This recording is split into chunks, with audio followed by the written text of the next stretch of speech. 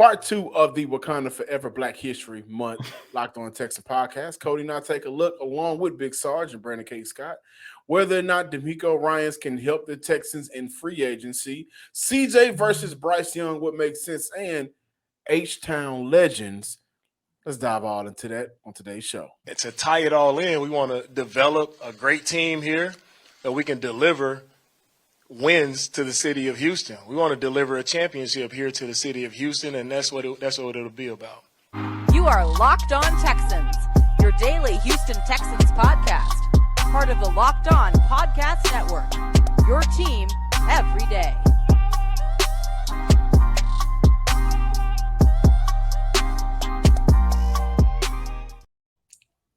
Welcome in, everybody, to a Tuesday episode of the Locked On Texan podcast, a part of the Locked On Podcast Network, your team every day.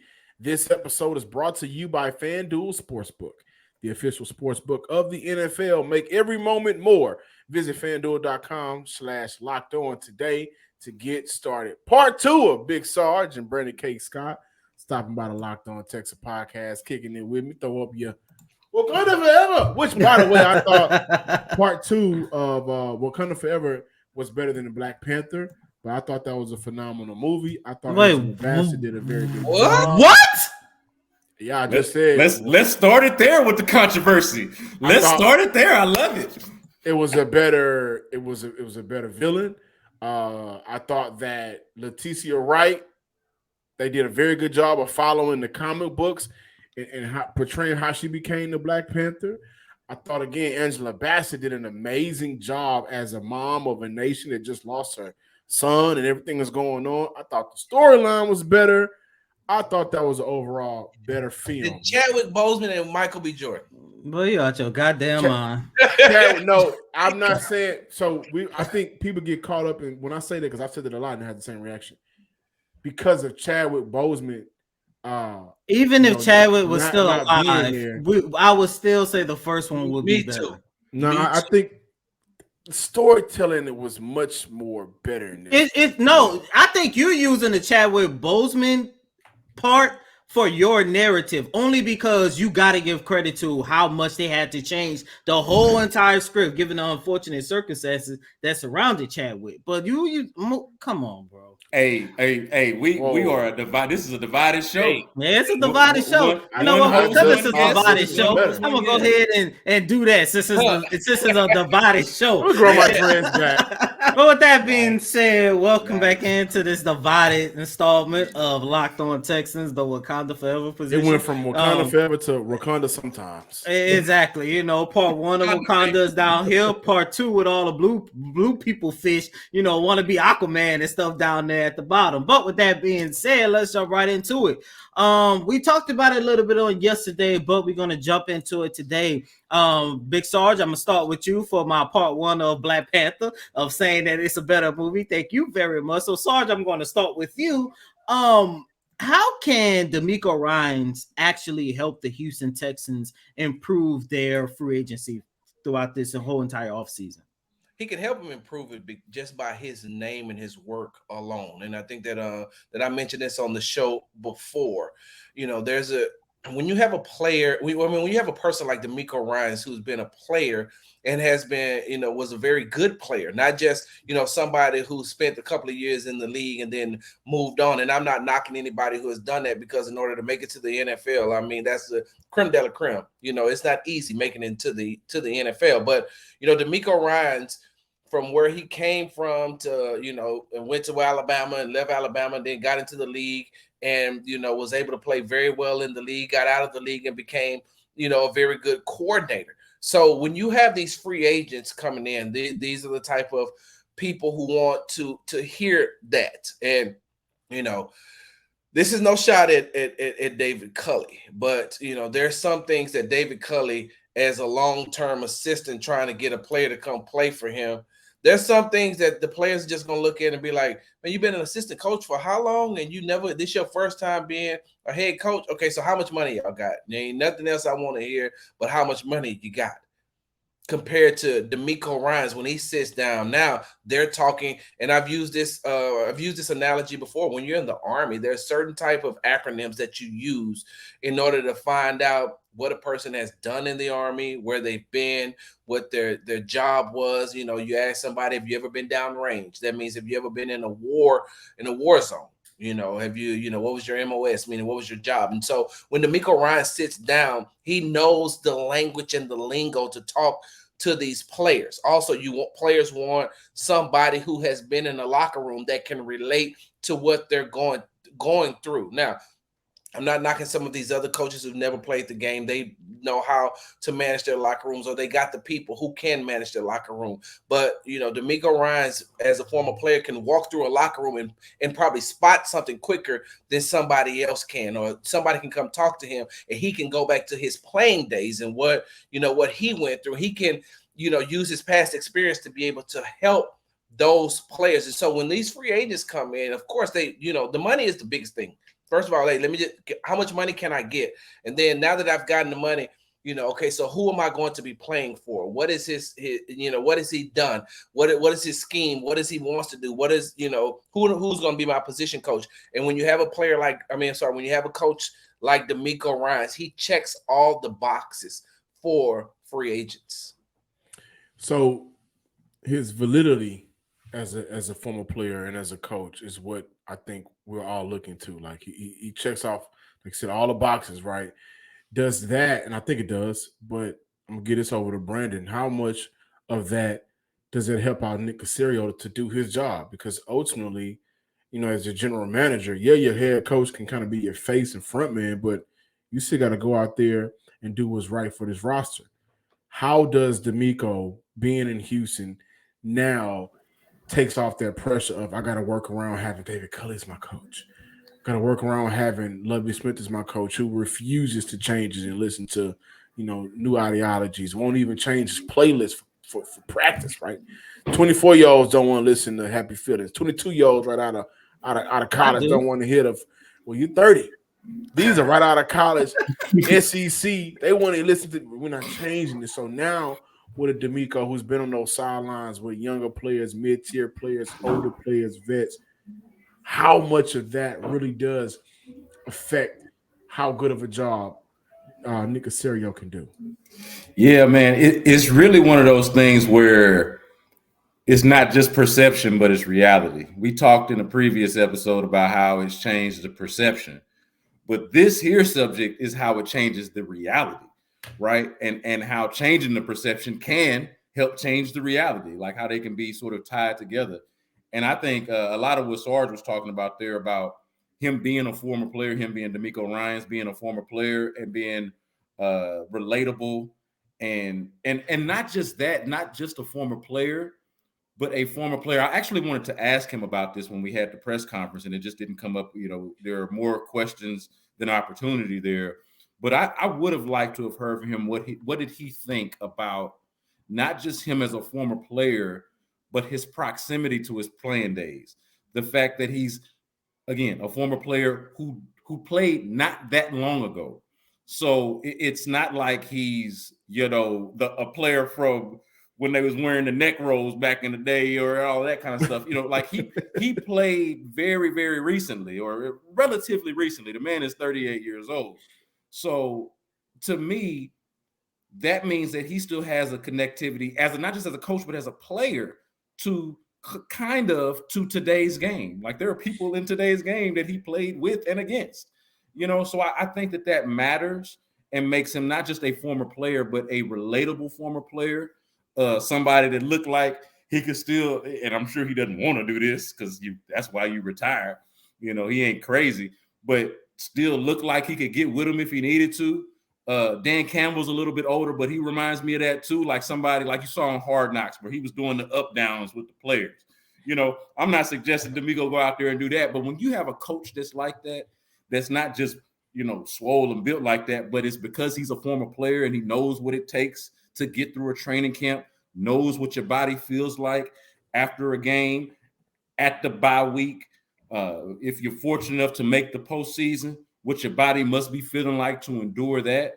Like there is value in that. I really believe in it. And just to close, I think, Sarge was talking about this, but Nick Caserio, everything that Sarge just mentioned, Nick Caserio kind of laid that out as well on Texans All Access that was on Sports Radio 610 last week, and even said at the end of that, kind of articulating some of the points that Sarge made about the value of having a player as your coach, a former player as your coach, but even said there at the end that it probably meant a little bit more than they probably gave it credit for in the beginning. Like just even in the few weeks that they've had him now, they are kind of able to see and understand better the value of that. And so honestly, I'm interested to see how it materializes and how it actually looks in practice. But I think this is an opportunity for perception to meet reality, and the reality of DeMeco Ryans and having him is not just a perception of, hey, the Texans are doing things well, but now the players that are free agents and might be interested in the team can look over and say, well, hey, there's a head coach that I can identify with perhaps in more ways than one. If you're looking for a delicious treat but don't want all of that fat and calories, then you got to try a Built Bar. We just got through the holidays. It's everybody's goal right now, especially after Valentine's Day. You went out and had a little extra carbs and all the sweets in the world that was unhealthy for you. Your goal right now, I'm sure, is to get back down to a healthier state, and I get it. Built Bar is where you need to go. It's healthy, but it actually tastes great. The great thing about Built Bar is they're covered in 100% real chocolate, plus they have all of the delicious flavors like churro, peanut butter brownie, coconut almond. You name it, they got it. Only 130 calories, 4 grams of sugar, and a whopping 17 grams of protein. Now you don't have to wait for your online order to come in. You can go to Walmart, your local Walmart, to pick one up, or Sam's Club as well. So head on over to Walmart, Sam's Club, or if you still want to visit Built.com, you can do that to order yours today. Welcome back in, Locked On Texans listeners and viewers out there in the YouTube world. Number 2 overall pick belongs to the Houston Texans. And while number 12 is maybe equally important, number 2 right now is the talk of the town. CJ, Bryce. Which way we going, fellas? I'm you know what? Me and B Scott been on the same page about this Wakanda. Let's go and head it over to B Scott. Yeah. So if they've got a choice between the two, right? And obviously they picked 2. There's been some conversation about them possibly wanting to trade up. I don't really see that being a good idea. I hope that they don't do that. And I say that honestly because I do believe there are at least two quarterbacks that are worth taking at 2, which means one should be left over for you. Simple math right there. It didn't have to be a math scholar to understand that. So from that standpoint, I am really I'm really excited just about the opportunity. But when you're talking about either or, which one, to me, it's clearly it's clear to me that Bryce Young is the best quarterback prospect in this draft. Yes, the size is an issue. The size is a concern. More so for me, not from a play speed standpoint or from a playmaking standpoint, but just from when you watch somebody, if a 300-something pound defensive lineman fall on his ankle, I'm not going to feel as great about that as I would somebody with prototypical size. But just in terms of being a prospect, being somebody that can process defenses and read defenses and is accurate and has just the overall and then all of the scouts who watched it. I have not heard a single credible scout say that Bryce Young is not a top flight prospect beyond just the fact that he's got the size issue. So out of the 2, I would say Bryce Young, best overall prospect. But if somebody does jump you to go take him, which I'm praying it doesn't happen, but we know that this is a possibility. If somebody does jump you to take him, CJ Stroud's accuracy impresses me. I know that I've disagreed with this with Wade Smith, former Texan offensive lineman. I was surprised to hear him say that. He comes on Sports Radio 610 with us, and he said that he wasn't in love with CJ Stroud's accuracy. And he was one of the first credible football people that I heard say that, and it's had me give it a little bit more thought. But I'm going to go ahead and stick with my convictions here. And what I saw personally was an accurate quarterback. I thought the playoff game against Georgia was instructive because they had not played. There was a question about the competition that they played, that Ohio State played. Georgia's defense is the closest thing to an NFL defense that we're going to get to see him play until he gets into the NFL. Now, I'm not crazy saying that Georgia's defense is an NFL defense. It's just a defense that's got a few NFL players on it. Okay, and so it's the closest thing that you could use as an example for how is his game going to translate. And so for me, that was a selling point. I believe in CJ Stroud, but Bryce Young to me is clearly the number one prospect. And of course, it seems like everybody's preparing themselves for the Houston Texans to select either Bryce or CJ. But SARS, there are some talks, floating around on whether or not that is the correct decision for the Houston Texans. Do you or do you not would like to see the Houston Texans go a different route and let's say go out and get a veteran quarterback and try to compete now? You already know the top two quarterbacks that's probably on the market right now, Jimmy G, who is with DeMeco Ryans in San Francisco, and of course Derek Carr, who is probably the top quarterback prospect on this year free agency list. And even after you give your thoughts on whether or not they should go out and get a veteran quarterback, you can also chime in and let us know who you prefer out of CJ or Bryce. Well, Cody, I don't want to interrupt the flow of this show, and I definitely don't want to take us in a different direction, but I have to ask John this question before I answer my question. Before I answer the question that you asked me.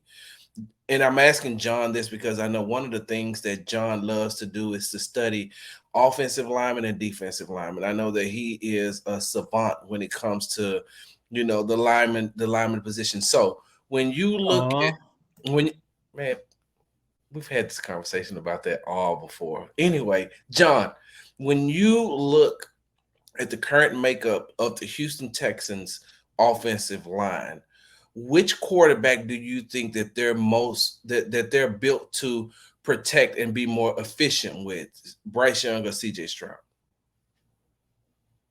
You're on mute. That is a good question. I think because of the issues within the tackles, CJ. And I say that because the quickest way to point A to point B is just straight. And last year, man, especially the game against the Commanders, where there were so many struggles within the interior offensive line.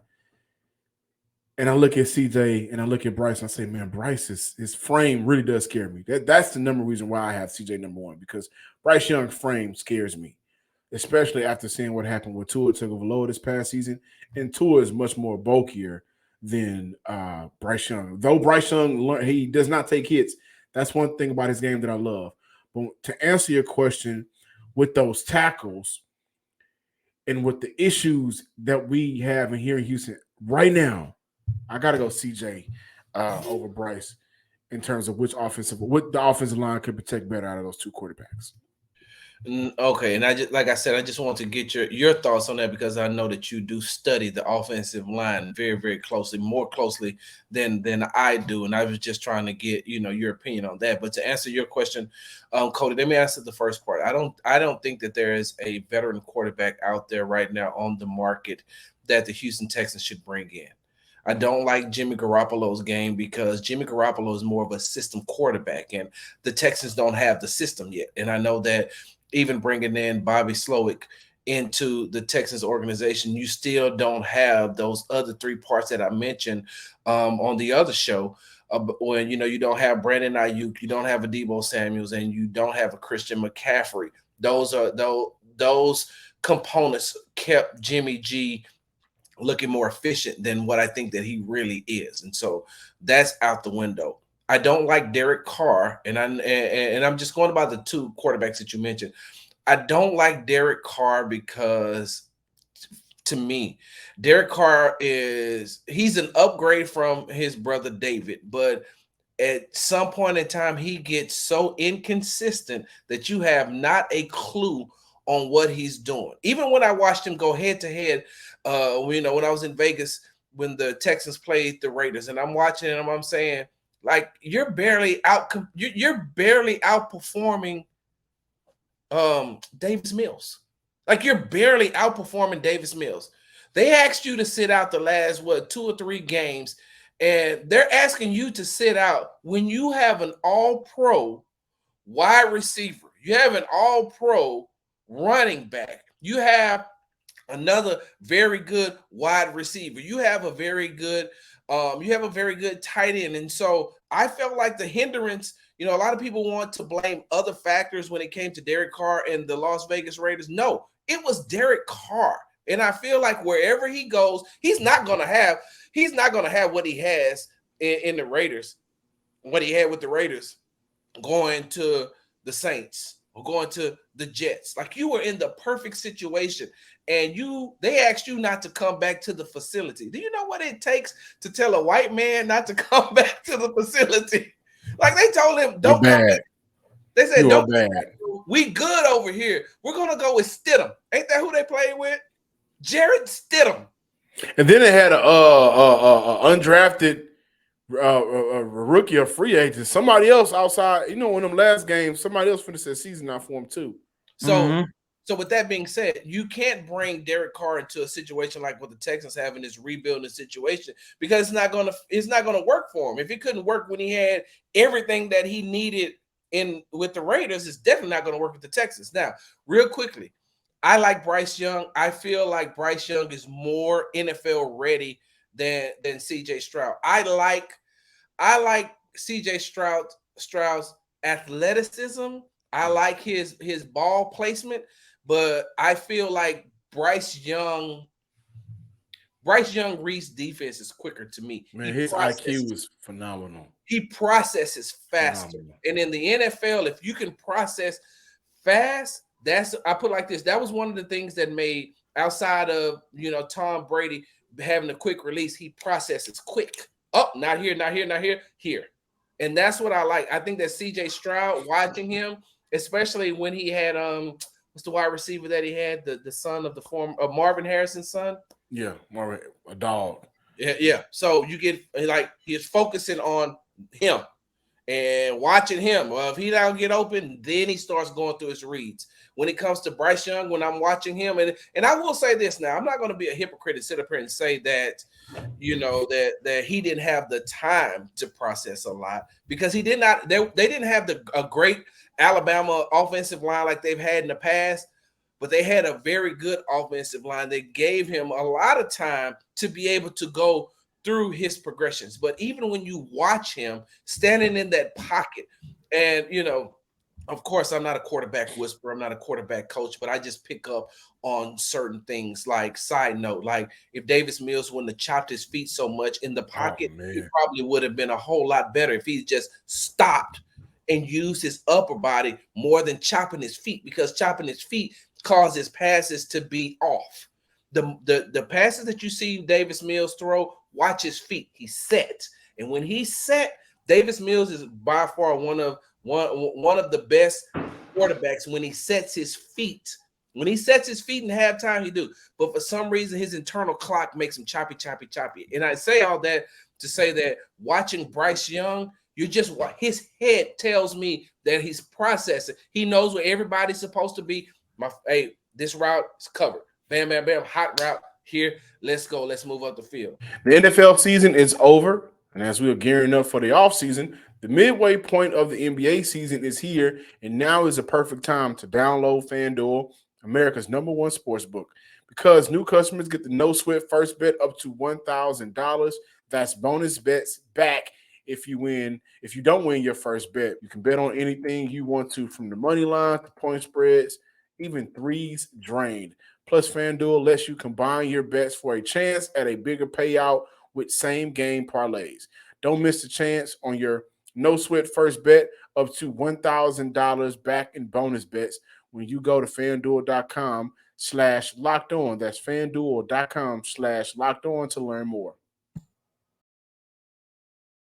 Welcome back in, Locked On Texan listeners and viewers. We are sadly ending off our 2-part episode of the Wakanda Forever Black History podcast of the Locked On Texan podcast. Been a fun ride, and no better way, I think, to end this ride off than to bring it on home, man. Bring it back to H-Town.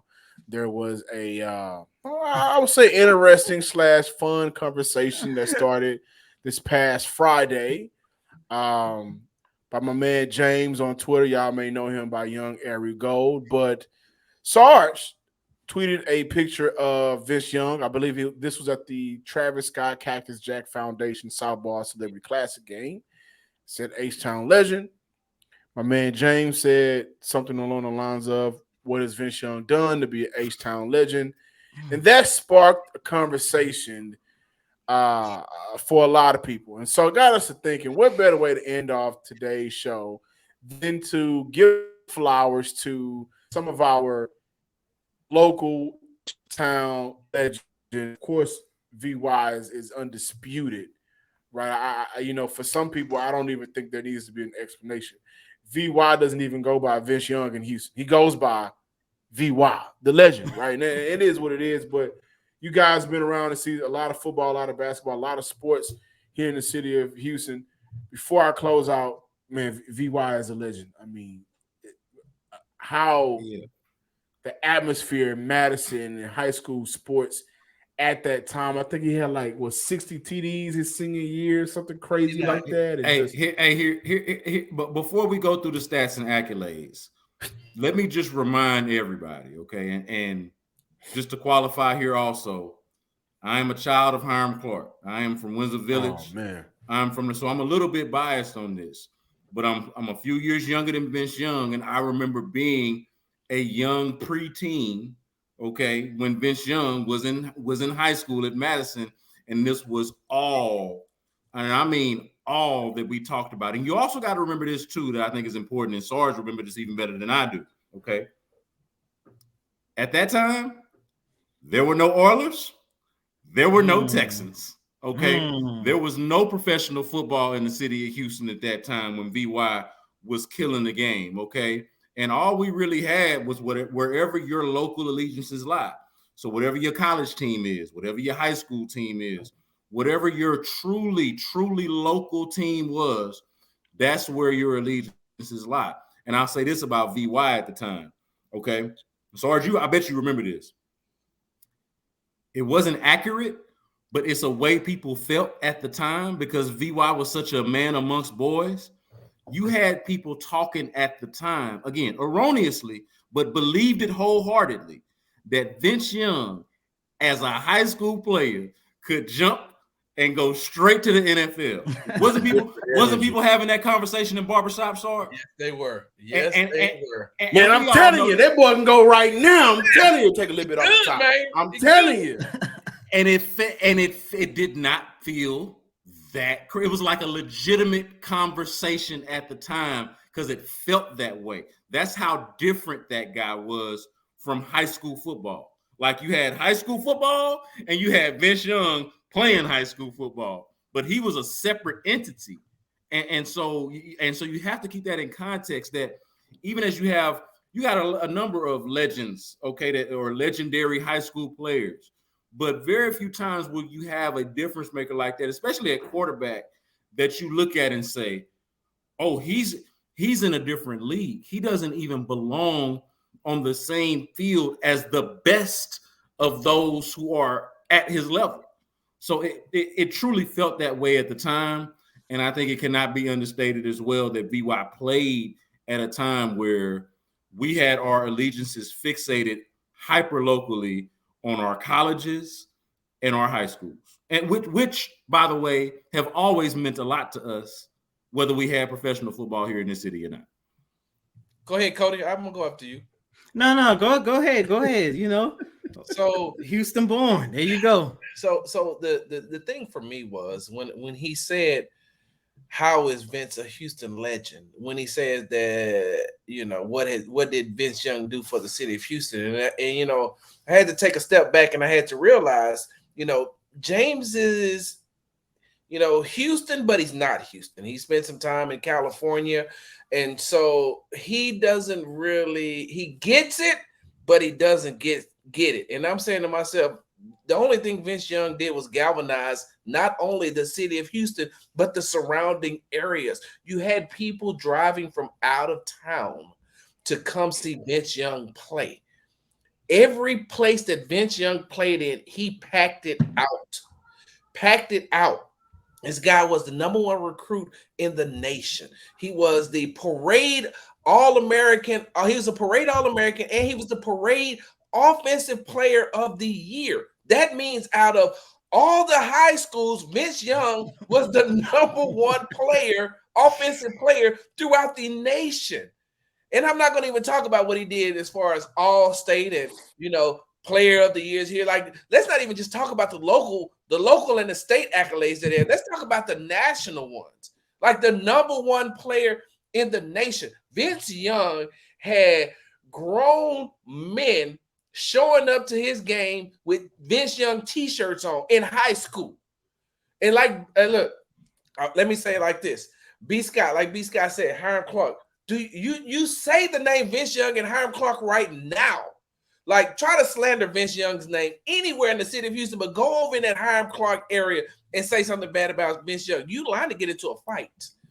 Depending on who you're talking to, you lying to get into a fight. And so, with that being said, what I had to reiterate to James and a couple of other people who didn't believe that Vince Young was a legend. I said, I looked up the definition of legend. I screenshot it and I put it into the tweet, and it said it's a person who people tell stories about, and he or she is the central focal point of that story.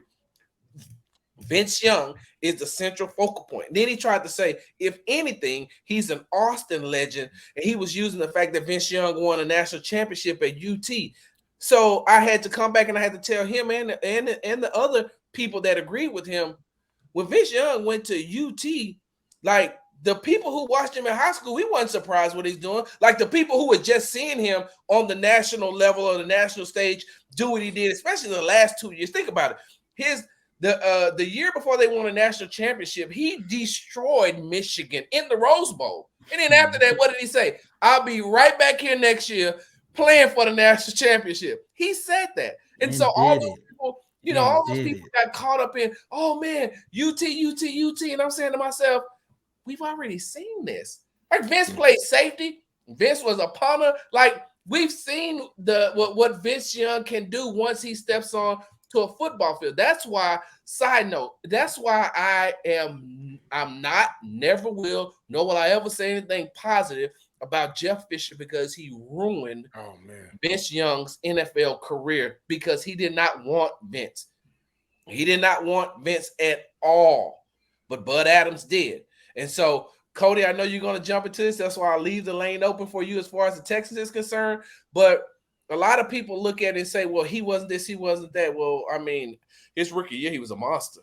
Yeah. So, yes, Vince has and always will be an H-Town legend. And look, people that's been rocking with this podcast for a long time already know how I feel. I say this every year, especially close to the draft. John hates when I bring it up, but what I say this.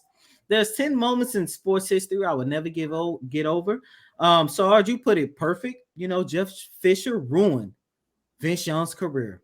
But I always say this to that point, and I 100% agree with you, but he should have never been in Tennessee. Because after what Vince Young did in the city of Houston as a high school phenomenon, what he did for UT, I will never understand why with the first overall pick in 2006, they did not select Vince Young at the time, who needed a quarterback. And I always say this as well. When you go back and you take a look at Vince Young's career, you can say that he was starting to reach his potential during the 2009, 10, 11, 12 season. That was also the season where the Houston Texans finally started to put together a good product on the field.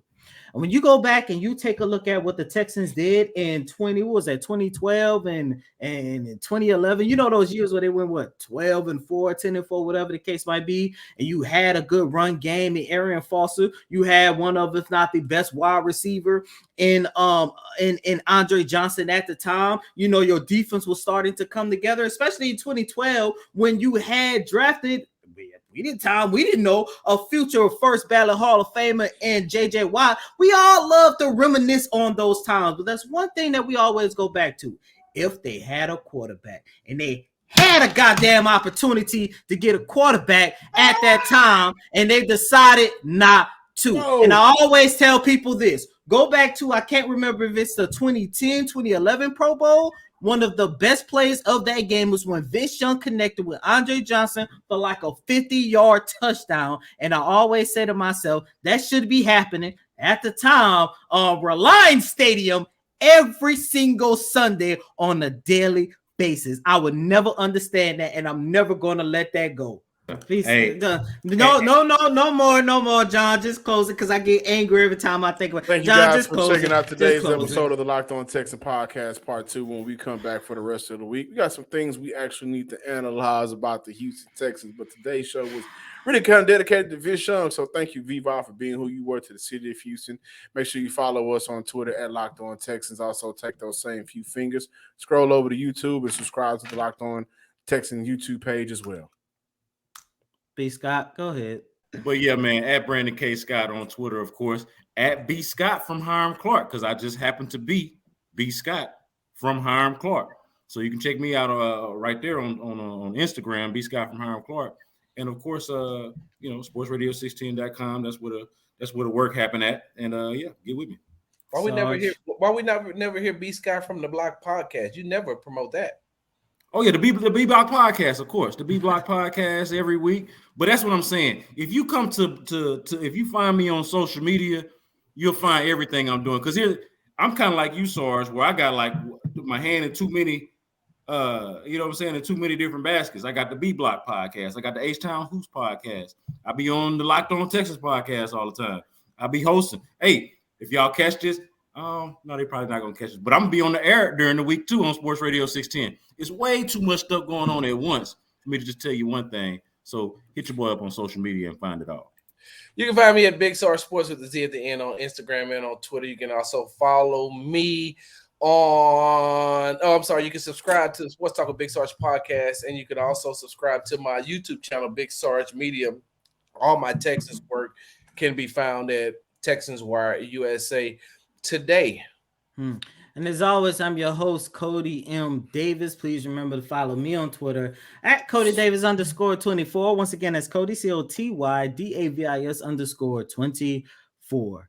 Until next time, ladies and gentlemen, peace.